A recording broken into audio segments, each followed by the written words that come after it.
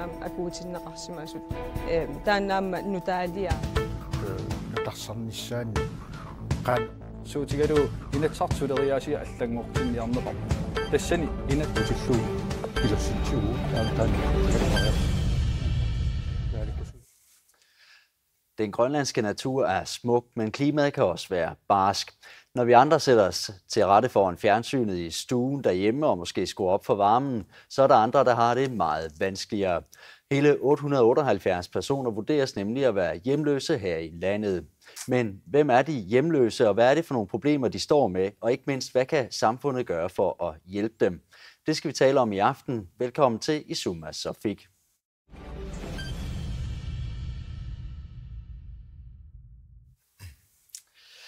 Mandag fik medlemmer af Inatsisartut Aaja Chemnitz Larsen svar på et paragraf 37 spørgsmål fra sin partifælle og naalakkersuisoq for sociale anliggender Sara Olsvig.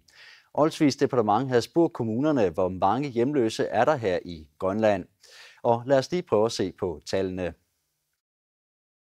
Nunatsinne innuttaasut 2017 med 56.000 tit missaaniipput taakkunanga 878 angerlarsimaffeqanngitsutut nalunarsorneqarsimapput. Qaisuitsup kommuniani innuttaasut angerlarsimaffeqanngitsut katilluit 121 nalunarsorneqarsimapput qeqqata kommuniani 78 nalunarsorneqarsimallutik. Kommuneqarfik sornersuumi innuttaqarnerpaasumi tassa 22.000 tit missaanik innuttaqartumi 469 angerlarsimaffeqanngitsutut nalunarsorneqarsimapput kiisalu kommunikuallermi inuit 173 angerlarsimaffeqanngitsutut nalunarsorneqarsimallutik. Og så kan jeg byde velkommen til aftenens gæster. Charlotte Ludvigsen, formand for udvalg for velfærd og arbejdsmarked i Kommunarfik Sermersooq, Steven Arnfjord, sociolog ved Lisumdut-Saaffik, og Gujo Thorsteinsson, leder ved Kofods skole. Velkommen til jer. Lad mig lige begynde hos dig, Gujo Thorsteinsson. Du arbejder med det her område til daglig. De her tal, kommer de bag på dig? Både og, vil jeg sige. Nej, det gør det nok ikke. Altså, der var ikke nogen, der vidste, hvor mange, men det er godt at få tal til at arbejde med. Men jeg bliver ikke overrasket. Og hvorfor bliver du ikke overrasket? Fordi det kan man sige, i hvert fald nede hos os, hvor mange det er. Og nu tager vi hele Grønland der, og store tal i Nuuk også. Så det er ikke noget overraskende. Så det overrasker ikke dig? Nej. Charlotte Ludvigsen, Kommunarfik Sermersooq har lige lidt over halvdelen af de registrerede hjemløse. Kommer det bag på dig, at der er så mange her i kommunen? Nej, faktisk ikke. Vi har sådan vidst lidt, at der er stor hjemløshed her i byen. Men det er et højt tal, og vi må tage ansvaret, ja. Så lige her i Hovedstadens Kommune, der kender I problemerne rigtig godt. Steven Arnfjord, vi har hørt departementet understrege, at de her tal de er usikre, fordi at man har ikke nogen færdige pakke på, hvordan man tæller det op. Hvad er din vurdering som forsker inden for det her område? Er det retvisende for problemets omfang? Altså, det er godt, der er kommet en tælling, men det er en problematisk tælling, vi jo ikke rigtig kan se, hvordan er blevet foretaget. Jeg tror, hvis vi skal arbejde med tælling, så er vi nødt til at finde ud af, hvordan snakker vi opgørelser af folk, der er ramt af hjemløshed. Vi ved, når vi snakker det arktiske område, men også når vi snakker Europa, at der er et stor mængde af det, vi kalder for skjult hjemløshed, som altså hører med. Kvinder, der sover i netværk og hos familier og venner osv., og unge især, der flakker rundt. Så derfor kan sådan et tal godt være højere, desværre. Spørgeren, Aaja Chemnitz Larsen, er bekymret for, at nogle vælger også at rejse ud af landet til Danmark. Kan det reelt tal på den måde være endnu større? Jamen, jeg tror, det er opgjort sådan, at hvis en borger forlader Grønland, så hører de ikke længere med i vores statistik, så hører det med i en dansk statistik. Men hvis vi nu siger, at ifølge den danske hjemløsetælling, så er der faktisk 440 mennesker cirka med en tilknytning eller en grønlandsk baggrund, der render rundt i gaderne i Danmark. Hvis vi lægger dem til de 878, så er tallet jo desværre højere. Så det er rigtig mange mennesker i forhold til Grønlands relativt lille befolkning? Ja, det er det. Der er jo forskellige måder at være hjemløs på, Steven Arnfjord. Kan du kort fortælle, hvad er det for nogle forskellige måder, der er? Altså, når man har brugt tællingerne i Europa, så har man gjort det op på, hvad er det for nogle slags service udbud, de bruger. Man spørger direkte til, om der er nogen, der er rough sleepers, om de sover på gaden. Dem har vi ikke så mange af herhjemme. Men man gør op, er der folk, der er på herberg, er der folk, der er på krisecentre, er der folk, der sover hos netværk og familie, er der folk, der faktisk er funktionelt hjemløse. Det vil sige, at man har givet dem en hjem, de simpelthen ikke er i stand til at bo i. Og så arbejder man forsøger at arbejde med det her begreb, der hedder skjult hjemløshed, også som en mængde, og der har vi typisk fat i kvinderne, og også nogle gange de unge. Nu hører vi, der er lidt usikkerhed om det her tal. Er der mulighed for at tælle det, hvis man vil? Altså, er der et redskab, så man kan gøre det? Altså, det, som man har arbejdet med på europæisk plan, det er, at man har det, man kalder sådan et faktasheet, som man har delt ud til et utal af forskellige samarbejdsorganer, hvor man så sætter sig ned. Inden så sætter en institution, det kunne være Kofoeds skole, eller nogle af kommunens herbergscentre, sætter sig ned og tæller, hvem har vi i vores folk et eller andet sted, hvem kender vi til, og så har man nogle folk, der simpelthen render rundt på gaden og tæller det, og det gør man 1 dag om året. Og man gør det på samme måde i Europa, som giver en mulighed for at lave nogle sammenligninger. Så det ville måske være oplagt, hvis man begyndte at bruge den metode her. Det kunne være et godt redskab. Gud Thorsteinsson, kort fortalt, hvad er det for en type hjemløse, som du beskæftiger dig med på Kofoeds skole? Det er relativt ældre, altså over 50 år, vil sige.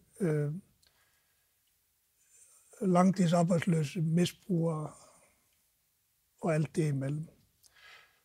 Ikke så mange unge, som kommer til os. Når Steve snakker om det der med at flakke rundt, altså den gruppe er på herberg, de er i Frelsens Hær, de er også nede i Blå Kors, de er også nede hos os. Så de flakker lidt rundt i det her. Ja. Og hvad er det så, I beskæftiger dem med nede hos dig? Altså det, hvad vi har lagt mærke til, altså den model, som er fra Kofoeds skole, altså som er afprøvet i de sidste 90 år, de virker lige så godt her som alle andre steder. Det er at hjælpe folk til at hjælpe sig selv. Jeg tror, det er grundlæggende. Og det er, på de 2 år, vi har virket, så kan vi godt se, at det virker. Vi har set folk forlade os. Jeg tror, at sidste tal var 19, som er gået ud og arbejde. Folk, der har været langtidsarbejdsledige. Nogle er klaret det, og andre ikke, men bare det der med at få lysten til at gå ud og arbejde. Og hvad er det i arbejde? Hvad er det for nogle redskaber, I bruger nede på? Det er vækstdelen. Altså, vi har 4 vækststeder, hvor de har mulighed til at beskæftige sig. Og for eksempel, altså, hvis vi tager den grønlandske sjæl, så kan folk så mange ting. Det er meget, meget dygtige folk alle sammen. De har rigtig gode, store kompetencer. Og hvis vi så bliver lidt ved de hjemløse, hvor kommer de så fra? Kan du sige noget om det? Altså i dag, så kan man sige, at nu er folk begyndt at flytte sig. Det er et fænomen, som vi kender fra hele verden. Altså nu flytter de ind i byerne fra de mindre byer og bygder. Og vores kommune for eksempel her, den er meget stor. Folk fra Østkysten. Men jeg kender selv personligt folk, som er hos os og har været hos os, som er fra Sydgrønland og også fra Nordgrønland. Så de kommer alle steder fra. Er det også det billede, du ser, Stephen Arnfjord? Ja, altså vi snakker jo om urbanisering, og det har vi snakket om i lang tid på verdensplan, men det er i stigning i de arktiske områder, at bygder, også i Nordkanada, småbyer på Island og på Færøerne, affolkes lige så stille, og folk søger ind mod de større byer. Men hvordan spiller det så ind på hjemløsheden? Altså er det fattige, som flytter sig, eller hvem er det, der flytter sig? Jamen det er nogle strukturelle forandringer i samfundet. Det er tab af lokale arbejdspladser, det er flytning, decentralisering, centralisering, det er fabrikker, der ikke længere eksisterer osv. Det er boligmasser rundt omkring, som er forringet, så man ikke længere kan bo et ordentligt sted. Og så søger man ind til storbyerne, hvor man kan se, at her er boligerne, her er arbejdspladserne, og forsøger at søge lykken den vej igennem. God. Jeg tror, vi skal lægge mærke til også, at de bliver yngre. Altså, de unge er derude, ligesom der er skjult. Og det er, hvis man kan kalde det, den farlige tendens, at de skjuler sig. Altså, de er ikke inde hos os endnu. Og vi skal gøre alt, hvad vi kan til at få fat i dem. Charlotte Ludvigsen, jeg ved, det er jo noget, I holder øje med nede på kommunen. Kan I se på tallene, at folk rykker til Nuuk for eksempel? Ja, altså når vi tænker, altså i mit område, når vi ser på arbejdsstyrken fra sidste år og til i år, så kan vi godt sige, at det er steget med lidt over 100. Så bare på grund af det, altså der er ingen arbejdsledige lige nu, altså der kan komme på arbejde i morgen, men når vi kigger på det, så er arbejdsstyrken steget. Dermed også kommer der også deres familier og så videre. Men hvis de mister deres arbejde eller et eller andet, så kan man også risikere at blive hjemløse, fordi man ikke har familier her. Okay. Gud, du kan måske lige komme lidt mere ind på, kan man sige noget om årsagerne til, så at folk er blevet hjemløse? Det er meget svært. Altså man kan sige, i nogle af de mennesker, jeg har mødt, altså veluddannede, som har arbejdet størstedelen af deres liv, der er sket en eller anden ulykke. Der er også meget traumer i det her. Altså, folk kan være udsat for nogle ting, ulykker og alt muligt ting. Så det er lidt svært. Men der skal ikke ret meget til at løfte den livskvalitet. Altså, folk er kommet meget lavt i deres livskvalitet. Så hvis man løfter livskvaliteten, så kommer lysten med. Vi vender lige tilbage til løsninger lidt senere. Jeg skal lige høre dig, Stephen Arnfjord. Kan man trække nogle ting frem, nogle hovedårsager frem til, at folk ender i den situation? En stigende forskel på rig og fattig er et moment, vi ser. Åbenlyst bolignød, altså mangel på tilstrækkelige boliger, mangel på billige boliger. Vi har en udfordring med at få en tilpas kvalificeret arbejdsstyrke også. Altså et skole- og et institutionssystem, som ikke rigtig fanger de unge, motiverer de unge til at søge videre. Og vi går jo mod et arbejdsmarked, som bliver mere og mere specialiseret, eller i hvert fald, hvor man skal have nogle mere kvalificerede kompetencer.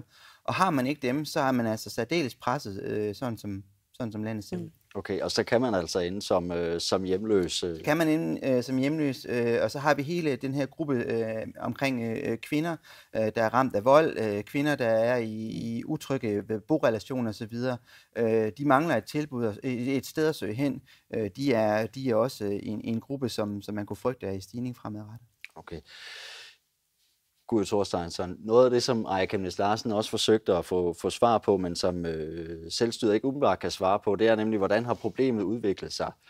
Set fra din stol af, hvordan har udviklingen så været? Er der kommet færre, eller er der kommet flere hjemløse?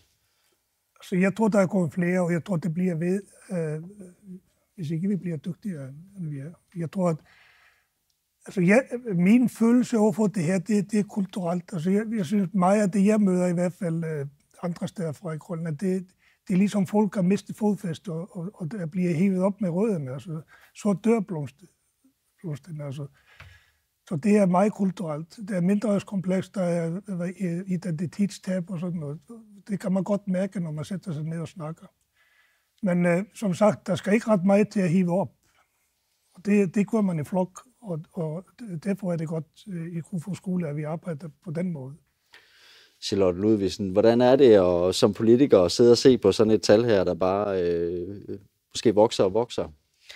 Altså som politiker, så er det meget vigtigt at have en plan. Altså vi skal ikke bare skaffe flere herberg eller flere caféer, hvor de kan holde sig varme i, men vi skal komme hen til problemet, altså selve problemet og bygge boliger nok, så vi kan undgå, at det bliver bare større og større. Så derfor er det meget vigtigt, at vi,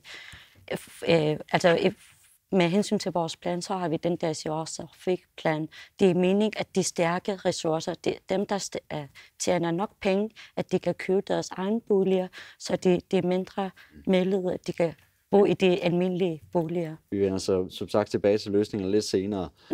Stephen Arnfjord, jeg vil godt lige have dig på banen her også. Kan du genkende det, som Gud Thorsteinsson fortæller med, at der bliver flere og flere måske? Ja, altså der er en stigning ved siden af Kofoeds skole, der driver Frelsens Hær Røde Kors og en forening, der hedder Noin, i sådan et suppekøkken, og jeg ved fra det arbejde, som jeg også er en del af der, at vi har langt flere tallerkener over disken de sidste mange år.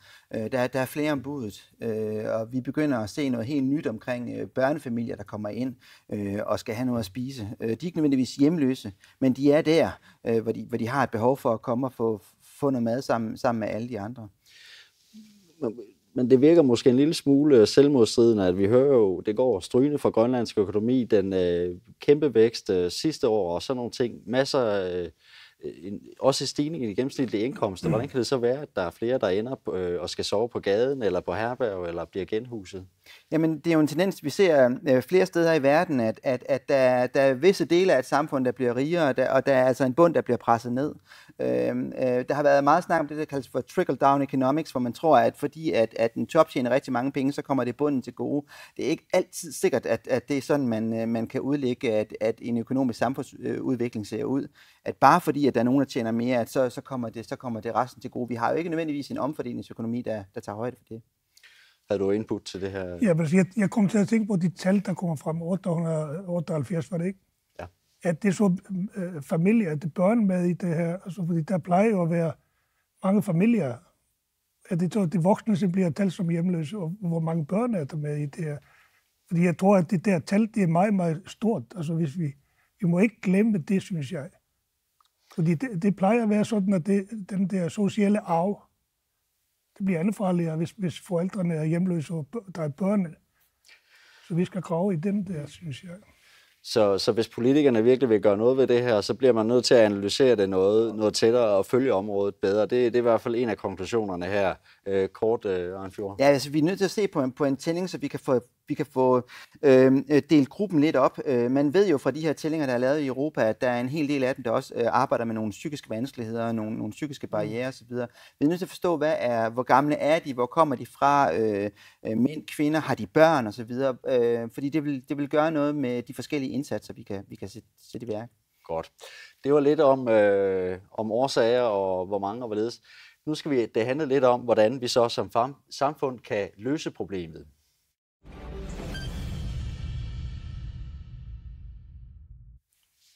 Problemet med hjemløse borgere er som tidligere nævnt stort her i Hovedstadskommunen og i Nuuk. Nu skal vi lige se et klip med Nuka Aminak, der er hjemløs. Nuka Aminak meeraannermini inusuttuaranngornerminilu tasiidami nuumilu peroriartorpoq 2015-imi attraasiqarani nuumut nuupoq. Taamanerniilli nuumi angerlarsimaffeqanngitsuuneq ulluinnarsiutigilerpaa. Ulluinnarni ullutamaaju imulu unnuatamaasappisuttuarnaarusappisuttuartuannarpunga eqqaavisiorlunga eqquiffissarsiorlunga ilissarsiorlunga sinikkumnaammaqa nerigumnaammaqa. Nuka Aminaq ikiaruunartumik imigassamillu atuisuuvoq inuunerminilu ingerlaqqissaguni atuisuunini iliuseqarfiarusuppaa siunissamummi neriuteqarpoq siullertu katsorsaarusuppuun taappaatu igajungorniarusuppuun pingaivuttu maniinnersa. Godt. Guja Thorsteinsson, jeg vil lige starte hos dig. Vi kan jo se på tallene, at Nuka Aminak her ikke er den eneste. Du har tidligere fortalt, at du oplever flere unge hjemløse. Hvorfor bekymrer det dig? Ja. Jamen, jeg tror, det siger sig selv. Altså, hvis den næste generation, altså, der er en stor del af det der, den sociale arv. Det kan man godt sige. Nede hos os, at vi ved godt, at de har børn. Det er svært for dem. Hvis ikke du har det der med, at den der gruppe måde at gå på arbejdsmarkedet, du føler dig, ligesom du sagde, det bliver meget specialiseret på alle måder. Det er ikke som det var, når jeg var ung. Altså man kunne få arbejde alle vejen, altså, uanset om du havde uddannelse eller ej. Og det er meget svært. Charlotte Ludvigsen, hvad vil du gøre for borgere, som Nuka vi så i indslaget her? Ja. Først vil jeg lige sige, at der er også rigtig mange, altså de tal, som vi så, det er bare sådan toppen af isbjerg. Der er også rigtig mange unge, der bor stadigvæk hos deres forældre, som måske har misbrugsproblemer, men bliver ved med at være i den, fordi de har ikke nogle boliger, de har ikke andre muligheder, som de kan komme til. Så jeg synes også, det er også en rigtig jeg synes, vi skal også fokusere på dem, men så er der også rigtig mange, som han sagde, kvinder, der lever i voldelige forhold. Så er der også rigtig mange, der er kvinder, som det er sofa-prostitution, som betaler med sig selv for at have et sted at overnatte. Jeg synes, det er sådan nogle. I vores samarbejdsaftale med demokraterne har vi sat fokus på de næste år. Det er netop det, som jeg lige har sagt. Men jeg synes, at vi også som politikere har også den der opgave. Altså, vi vil blive ved med at bygge boliger. Vi afsætter over 200 millioner hvert år til anlæg for at forebygge den her stigende problem. Så jeg synes, det er et kæmpe stor opgave, som vi skal løse. Men jeg er glad for, at det er NGO'erne, som de tager også ansvar med os, fordi vi kan ikke løse den alene. Derfor skal vi også have naalakkersuisut for boliger indunder, så vi kan samarbejde om problemet. Ja. Stephen Arnfjord, vi skal huske, at det her det er jo ikke kun et problem her i Nuuk. Hvad skal kommunerne efter din mening gøre på det her område for at hjælpe borgere som Nuka? Altså kommunerne, de skal arbejde både nedad og opad, kan man sige, et eller andet sted. Vi skal have skabt nogle boligpolitikker, som rummer mere end bare enten det offentlige andelen eller det private ejerforhold. Vi skal have nogle skæve boliger, vi skal have boliger, hvor folk de kan få noget botræning. Nogle af de mennesker, vi møder i arbejde, de kan jo ikke bo med nogen. Altså, de er nødt til at lære nogle helt elementære former at bo under. Og det kræver nogle botræningstilbud. Vi kalder det for skæve boliger nogle steder. Andre steder, der arbejder med programmer, der hedder Housing First. Det vil sige en landsdækkende boligpolitik, som kommunen så kan, de enkelte kommuner så kan bearbejde og prøve at sætte nogle tiltag i gang. Få huset nogle af de her mennesker, og så få arbejdet med nogle af de udfordringer, de har for at blive integreret igen. Du prøver jo, og du arbejder jo for de her mennesker nede hos dig. Hvad er det for nogle resultater, du kan levere? Ja, altså det der med, når du får smilene frem, altså der er mange, der kommer grædende, altså, når man får smilene frem. Også det der med, at mad, altså det kan jeg sikkert på, vi kan fortælle om, at når folk får mad, og vi prøver så vidt som muligt at give grønlandsk mad til den her gruppe, de er vant til at få det her fra at sige, når de får rødme i kinderne på grund af sund mad og alt det der. Det tror jeg er det. Men også det der med gå på råd. Altså, hvis du hæver livskvaliteten bare en lille smule op, og du slipper den der mindreværdskompleks, så sker der noget. Ja, godt, okay. Lad os lige høre, hvad naalakkersuisoq for sociale anliggender Saulsvig, hun har at sige til de her problemer. Lad os lige prøve at høre hendes bud på en løsning.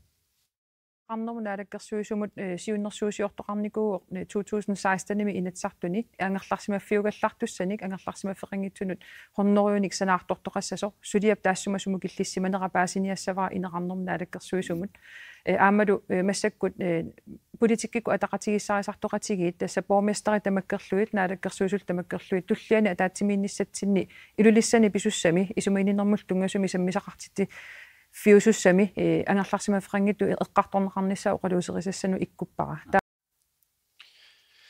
Stephen Arnfjord, det Olsvig hun siger her, det er, at hun vil følge op på det her med muligheden for at bygge nogle flere boliger, og så vil hun høste de bedste erfaringer fra kommunerne. Hvad siger du til den plan?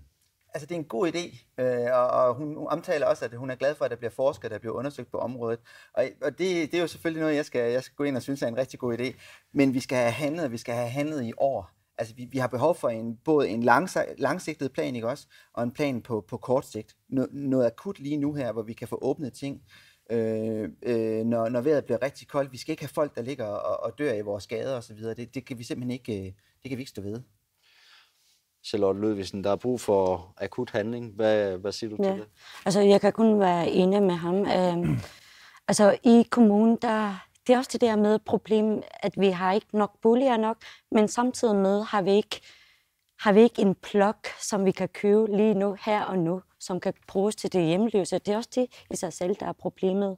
Altså vi kan godt være lidt mere fleksible med at måske at ændre lidt i vores ordninger, men altså, det er stadigvæk ikke nok. Derfor så, altså, det er boliger, som der mangles. Altså, vi har samarbejdet med NGO'erne, lige købt det der modul, eller sidste år har vi købt dem, det er lige kommet i brug. Vi har købt det der modulbarakker, og det er rigtig godt, men alligevel, som han sagde, det er også noget med, der er folk, der har gæld. Det er også i lovgivning, hvor der er sat en stop for det. Altså, hvis du har en gæld til et boligselskab, så kan du ikke søge om bolig.